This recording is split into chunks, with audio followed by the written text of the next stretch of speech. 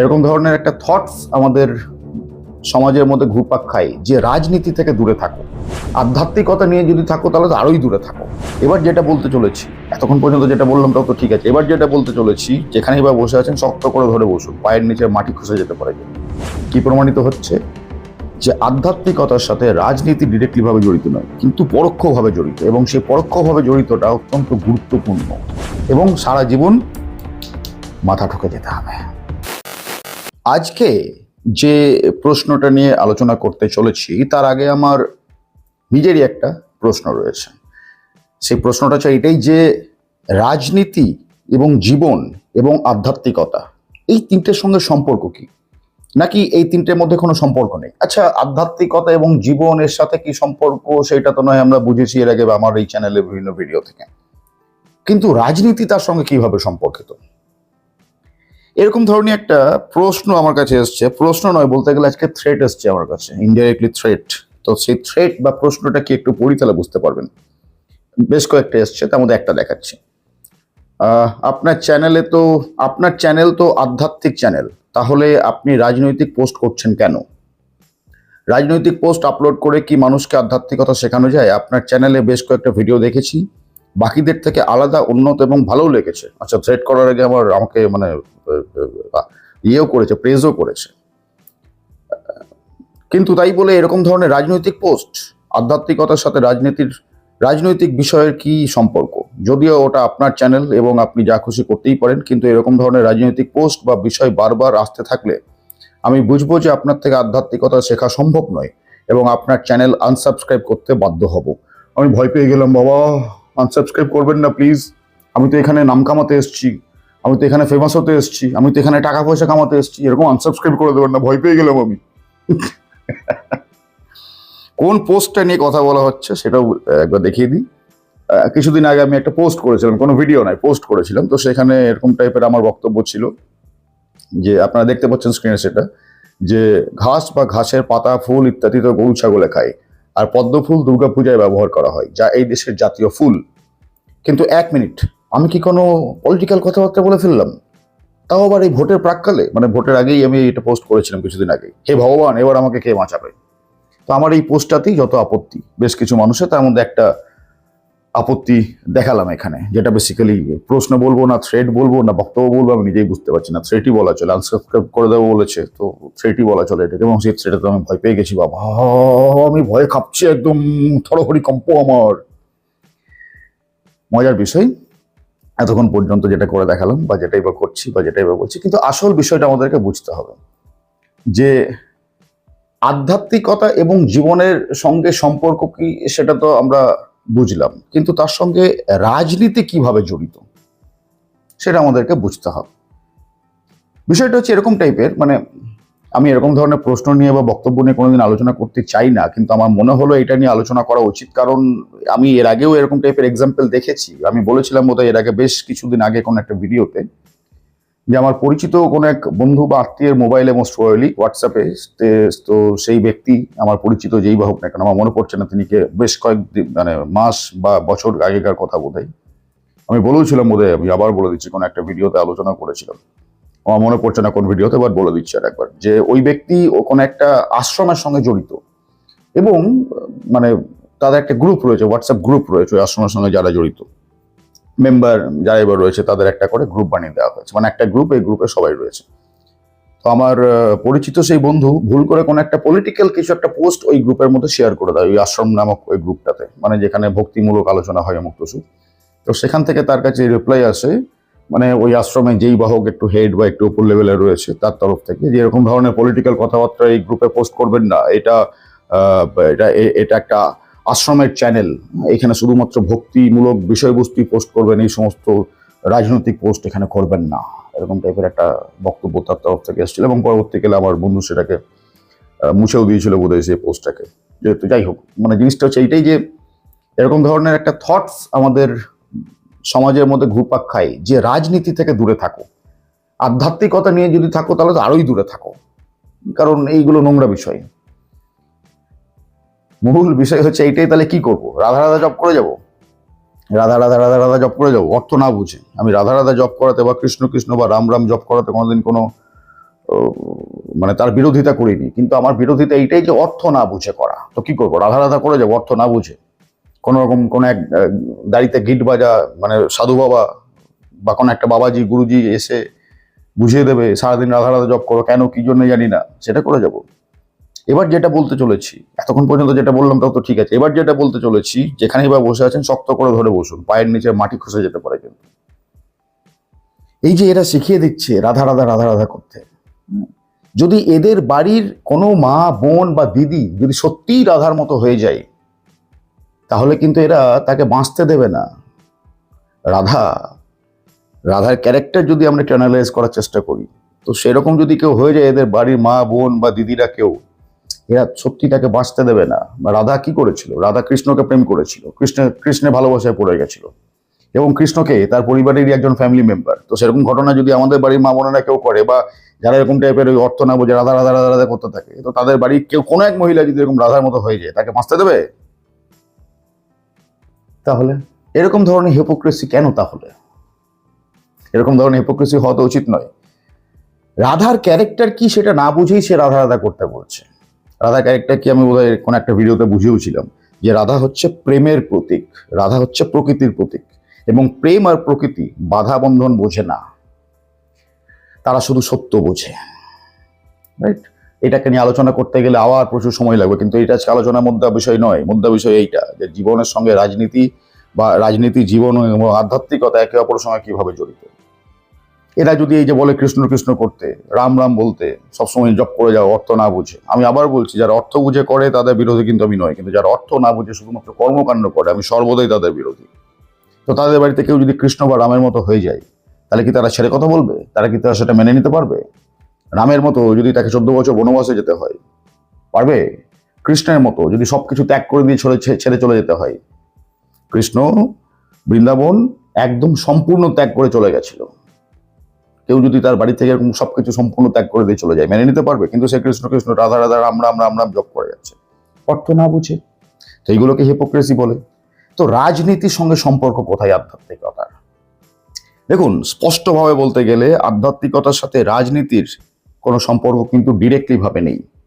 স্পষ্টভাবে যদি বলতে চাই, তাহলে আধ্যাত্মিকতার সাথে রাজনীতির স্পষ্টভাবে কোনো সম্পর্ক নেই, কিন্তু আধ্যাত্মিকতার সঙ্গে জীবন বা জীবনশৈলী জড়িত। আমার চ্যানেলের মূল বিষয়বস্তু এটাই। আমার চ্যানেলের যারা ব্যানারটা দেখেছেন তারা দেখবেন স্পষ্টভাবে লেখা রয়েছে spirituality, life and lifestyle and more.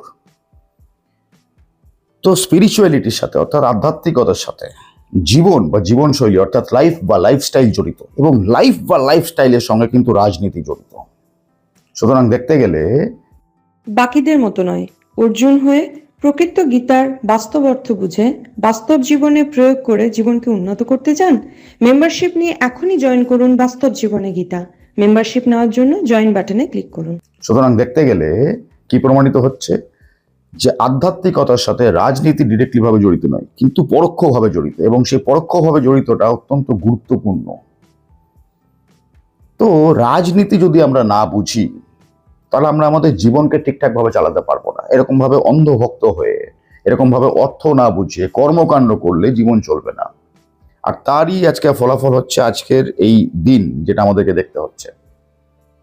এই সমস্ত তথাকথিত কথাবাচক, দাড়িতে গিট বাঁধা বাবাজিরা গুরুজিরা শিখিয়ে দিচ্ছে যে এই শুধুমাত্র এই জব করে যাও তাহলেই হবে, রাজনীতি দেখার দরকার নেই, বা এই সমস্ত জিনিসগুলোর দিকে নজর দেওয়ার দরকার নেই, বা যেরকম টাইপের এই হোয়াটসঅ্যাপ গ্রুপগুলো কোনো একটা মন্দির বা কোনো একটা আশ্রমের, তারা যে স্ট্রেট কার্ড বলে দেয় এরকম টাইপের কোনো রাজনৈতিক বিষয় এখানে যেন শেয়ার করা না হয়, শুধুমাত্র ছবি পাঠাও, কৃষ্ণের ছবি পাঠাও, আর নিচে রাধা রাধে কৃষ্ণ কৃষ্ণ বলে দাও, তাহলেই হয়ে গেল। তাহলে তো চলবে না।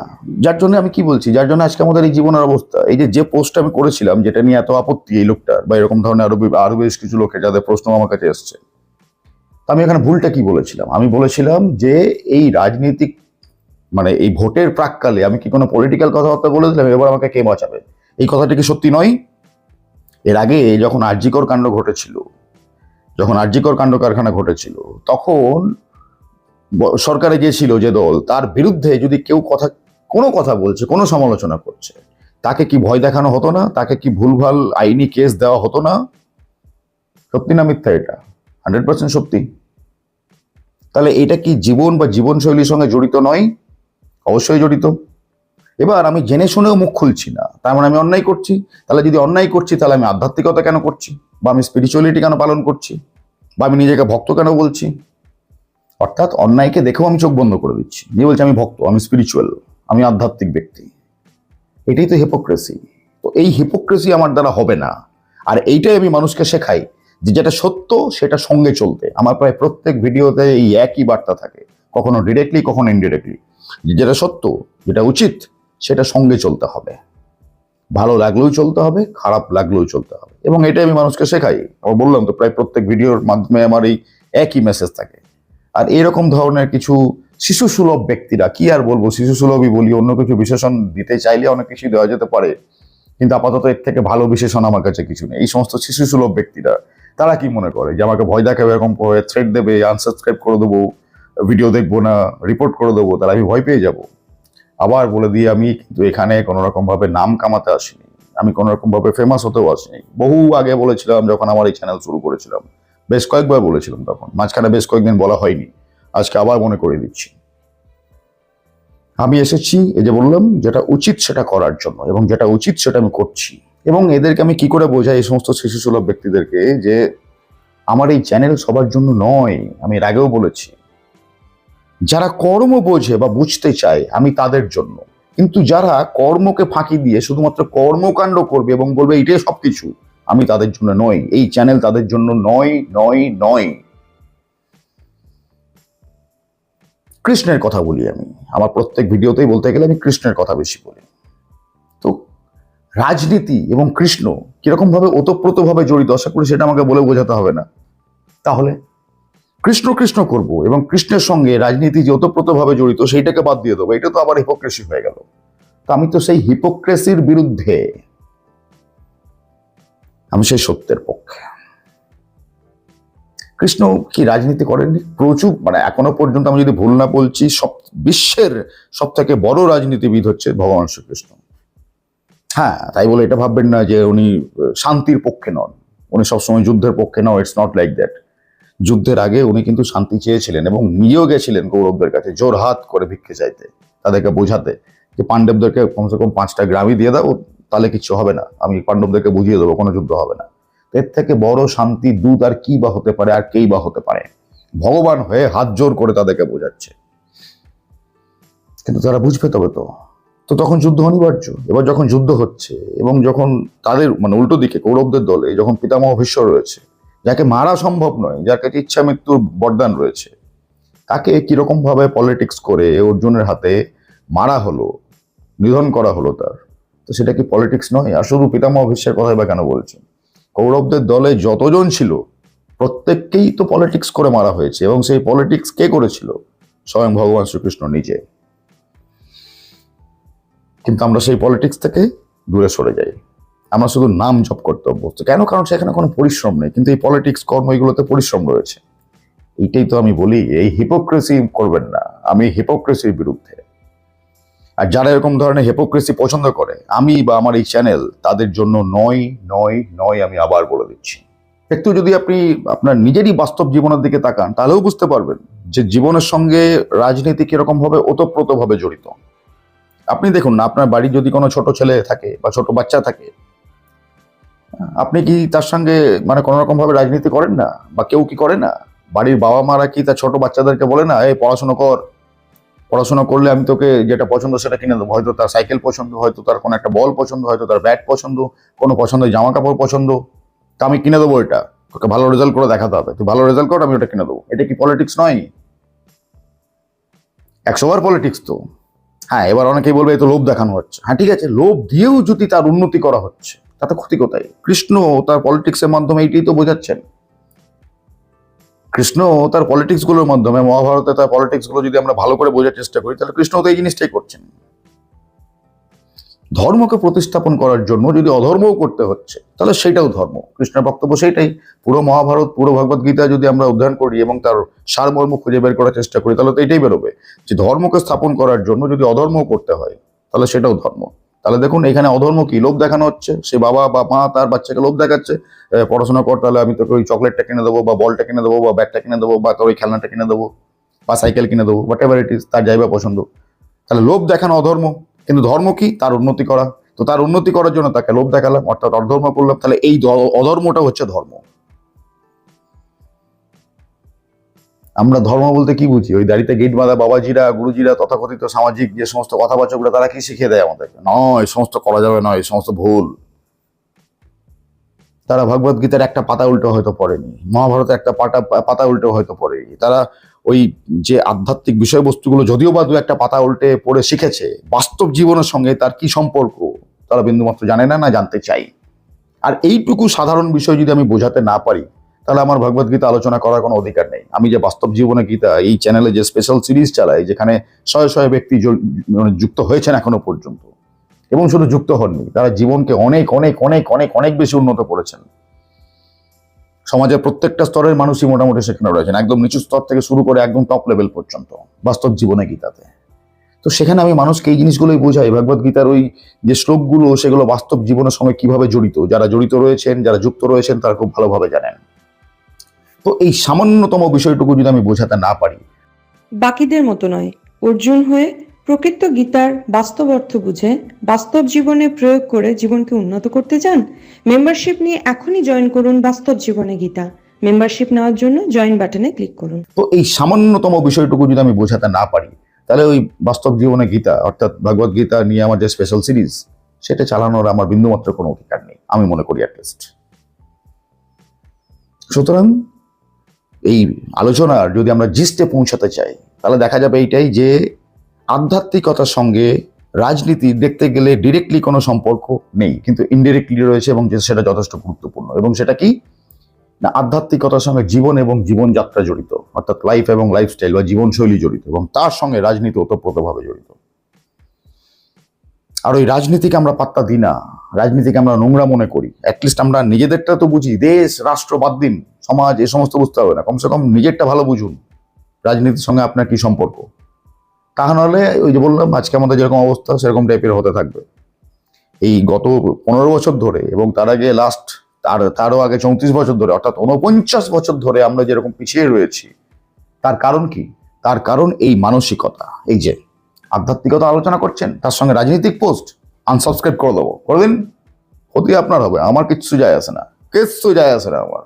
আমি এর আগেও বলেছি, আমার গল্প এখানেই শেষ, আমার আর কোনো পরবর্তী প্রজন্ম নেই, এবং আমারটা আমি ভালো করে বুঝে নিয়েছি, এবং সেটাই 2-4 জন মানুষকে বোঝানোর চেষ্টা করছি। যারা বুঝে গেছেন তারা তো জানেন যে কি জিনিস পেয়েছেন এখান থেকে, বা পাচ্ছেন এখনো পর্যন্ত। সুতরাং ওই যে 49 বছর ধরে যে অবস্থা আমাদের হয়ে এসেছে, আগামী 49 বছর বা 450 বছর বা হাজার হাজার বছর ধরে একই অবস্থা হতে থাকবে যদি নিজেরটা না বোঝেন। ওই পলিটিক্যাল লিডাররা তাদের স্বার্থ কিন্তু খুব ভালো করে বোঝে, তারা ভালো করে জানে যে আপনার কাছ থেকে কি করে নিংড়ে নিতে হয় সমস্ত বিষয়বস্তু, এবং তারা 49 বছর ধরে এরকম ভাবে নিংড়ে নিয়েছে আপনার থেকে, আপনি জানেন স্পষ্টভাবে সেটা, কিন্তু মানতে নারাজ। কেন জানেন? কারণ আপনি ভয় পান পরিশ্রম করতে, কারণ আপনি ভয় পান প্রতিবাদ করতে, আপনি ভয় পান রাজনীতি নিয়ে আলোচনা করতে। রাজনীতি আপনার ভালোর জন্য। হ্যাঁ, কিছু নোংরা নেতা মন্ত্রী অবশ্যই রয়েছে, তারা রাজনীতিকে কলুষিত করতেই পারে, এটা তাদের কর্ম, তারা বুঝে নেবে, যেরকম ভাবে বুঝছে এখন। এই যে গত সপ্তাহ পর্যন্ত যে এই রাজ্যের ক্ষমতায় ছিল সে বা তাদের দল এখন বুঝছে, সেরকম ভাবে তারা বুঝে নেবে। কিন্তু আপনারটা কে বুঝবে? আপনারটা তো আপনাকেই বুঝতে হবে। আর আপনি যদি আপনারটা না বোঝেন, তাহলে যেই সরকারের ক্ষমতায় আসুক না কেন, সেই তো আপনাকে নিংড়ে নেবে, শুষে নেবে। আমরা এটাই বলি যে রাজনৈতিক নেতারা খারাপ, মন্ত্রীরা খারাপ, তার জন্য পুরো দেশ সমাজ 12টা বেজে যাচ্ছে। না না না না না, আমি আপনাকে সমর্থন করতে পারছি না আপনার এই বক্তব্য যদি হয়। আসলে দোষী হচ্ছে মানুষ। মানুষ ঘুষ দিতে চাইছে তার সামান্য কিছু স্বার্থের জন্য। ঘুষটা নিয়ে নিন না, নিয়ে আমাকে এটা করে দিন না। এবার যে নেতা, সেও তো আমার আপনার মতো একজন মানুষ, তো হতে পারে তার চরিত্র সেরকম টাইপের উন্নত নয়, লাক বাই চান্স নেতা হয়ে গেছে। এবার সে যখন দেখছে বারবার আমাকে অফার আসছে, বারবার আমাকে অফার আসছে, 5-7 বার 8-10 বার সে মানা করবে, তারপরে সে কোন এক সময় নিয়ে নেবে, আচ্ছা ঠিক আছে দাও, এতবার করে যখন বলছো নিয়েই নি, হয়ে গেল, অবস্থা ঢিলে। এখান থেকেই তো যত রকম টাইপের দুর্নীতি শুরু হয়, এবং এই ছোটখাটো দুর্নীতিগুলো থেকেই এমন বড় বড় দুর্নীতি শুরু হয়, যে তখন আমাদেরকে রাস্তায় বেরোতে হয়, রক্ত ঝরাতে হয়, প্রতিবাদ করতে হয়, মিছিল করতে হয়, বলতে গেলে যুদ্ধ করতে হয়। কেন? তার কারণ আমরা রাজনীতিকে নোংরা ভাবি। সুতরাং আবার বলে দিচ্ছি, সরকারে যেই আসুক না কেন, এখন বর্তমানে যে সরকারে এসছে সে নিঃসন্দেহে যথেষ্ট ভালো, তার হাবভাব দেখে মনে হচ্ছে। এবং শুধু হাবভাব দেখেই মনে হচ্ছে না, যে এখন বর্তমানে সরকারে এসছে যে দল, সে আশেপাশে বিভিন্ন রাজ্যে রয়েছে, অনেকগুলো রাজ্যে রয়েছে এবং কেন্দ্রেও রয়েছে। তো সেই সমস্ত জিনিসগুলো অ্যানালাইজ করে আমি বলছি যে হ্যাঁ, অনেক বেটার। হ্যাঁ, এরকম টাইপের নয় যে সব জায়গায় সাকসেসফুল, বিভিন্ন জায়গাতে তারা আনসাকসেসফুল হয়েছে। এবং সেটাও স্পষ্ট দেখতে পাওয়া যাচ্ছে, যে সমস্ত জায়গায় তারা আনসাকসেসফুল হয়েছে পরিশ্রম করার পরেও, সেখানে সাকসেসফুল হওয়ার জন্য তারা কঠোর পরিশ্রমও করছে। সেই জন্য আমি বলছি যে এটা অনেক বেটার এখন যে দল সরকারে এসছে। কিন্তু আমরা যদি এরকম টাইপের ওই সব সময় যদি ঘুষ অফার করতেই থাকি, নিন না আমার এই টাকাটা নিয়ে আমার কাজটা করে দিন না, কেউ না কেউ, কতজন রয়েছে মন্ত্রী দলের মধ্যে, কারোর না কারোর নিয়ত একটু ফিসলে যেতেই পারে। আর এরকম ভাবেই দুর্নীতি শুরু হয়। সুতরাং আপনি স্ট্রিক্ট থাকুন, আপনি নিজের ধর্ম বুঝুন, আপনি নিজের কর্ম বুঝুন, রাজনীতিকে নোংরা ভাববেন না। কিছু মানুষ রাজনীতিকে নোংরা করছে, আপনার কর্তব্য সেটাকে স্পষ্ট করা এবং পরিষ্কার করা, নইলে আপনাকেও ভুগতে হবে। কবিগুরুর ভাষায়, অন্যায় যে করে আর অন্যায় যে সহে, তব ঘৃণা তারে যেন তৃণ সমাদহে। সুতরাং নিজেরটা বুঝুন। আমি শুধু পশ্চিমবঙ্গের কথা দিয়ে আজকে বললাম, আমার ভিডিও পশ্চিমবঙ্গের বাইরে অনেকেই দেখেন, দেশের বাইরেও অনেকে দেখেন। তাদের জন্য ওই একই বক্তব্য, শুধু নামগুলো আলাদা হয়ে যেতে পারে, রাজনৈতিক দলগুলোর চেহারাগুলো আলাদা হয়ে যেতে পারে, কিন্তু বিষয়বস্তুটা একই। আধ্যাত্মিকতার সঙ্গে জীবন জড়িত এবং জীবনের সঙ্গে রাজনীতি ওতপ্রোতভাবে জড়িত। আধ্যাত্মিকতার সঙ্গে রাজনীতি ডিরেক্টলি জড়িত নয়, কিন্তু মাঝখানে জীবন রয়েছে এবং জীবনের সঙ্গে দুই পক্ষই ওতপ্রোতভাবে জড়িত। এবং আপনি সেই জীবনধারী জীব। আর আপনি যদি এখান থেকে পালিয়ে যেতে চান, বেশি দূর আপনি পালাতে পারবেন না, ভুগতে আপনাকে হবেই। যেরকম ভাবে 49 বছর ধরে এই রাজ্যের মানুষ ভুগছে, বা 49 বছর ধরে যে দল এই রাজ্যের ওপর অত্যাচার করেছে আজ তারাও ভুগছে। তো ভুগতে প্রত্যেকেই হবে। কিন্তু আপনি যদি সেখান থেকে নিস্তার পেতে চান, আপনি নিজের কাজ করে যান। এটাই হচ্ছে স্পষ্ট বার্তা। এবার এর পরেও আলোচনা এটা থাকতে পারে যে আমি রাজনীতি নিয়ে তাহলে সক্রিয়ভাবে আলোচনা করি না কেন, আমি শুধু জীবন এবং জীবনশৈলী নিয়ে কেন আলোচনা করি, বা আধ্যাত্মিকতা নিয়ে কেন আলোচনা করি। তার উত্তর হচ্ছে এইটাই, যে আধ্যাত্মিকতা এবং জীবনকে বুঝলে রাজনীতি অটোমেটিক মাথার মধ্যে ঢুকে যাবে, কারণ জীবনকে বুঝতে হবে। এবং এই আধ্যাত্মিকতা এবং জীবন নিয়ে আমি এখনো পর্যন্ত বিশেষ কিছুই আলোচনা করিনি। হ্যাঁ, হতে পারে 300-350 ভিডিও আমার চ্যানেলে বা তার থেকেও বেশি হয়ে গেছে, কিন্তু এই জীবন এবং জীবনশৈলী এবং আধ্যাত্মিকতা নিয়ে এখনো প্রচুর কিছু আলোচনা করার রয়েছে। আগে সেইগুলো আলোচনা হবে, তারপর এই সমস্ত বিষয়গুলো টুকটাক ভাবে আসতে থাকবে। যেমন এই তো আজকে চলে এলো, বোঝাতে পারছি বিষয়টা। সুতরাং বুঝতে হবে যে কর্ম কোনটা আসলে, এবং কর্ম কোনটা আসলে বোঝার জন্য জ্ঞান অর্জন করতে হবে। ওই দাড়ি বাঁধা গিট বাঁধা, দাড়িতে গিট বাঁধা বাবাজি, গুরুজি, মহারাজ, কথাবাচক, এদের চক্করে পড়ে থাকলে ওই আপনি ওই রকমই টাইপের হয়ে যাবেন, কর্মকাণ্ডী, এবং সারা জীবন মাথা ঠুকে যেতে হবে। বাকিদের মতো নয়, অর্জুন হয়ে প্রকৃত গীতার বাস্তব অর্থ বুঝে বাস্তব জীবনে প্রয়োগ করে জীবনকে উন্নত করতে চান? মেম্বারশিপ নিয়ে এখনই জয়েন করুন বাস্তব জীবনে গীতা। মেম্বারশিপ নেওয়ার জন্য জয়েন বাটনে ক্লিক করুন।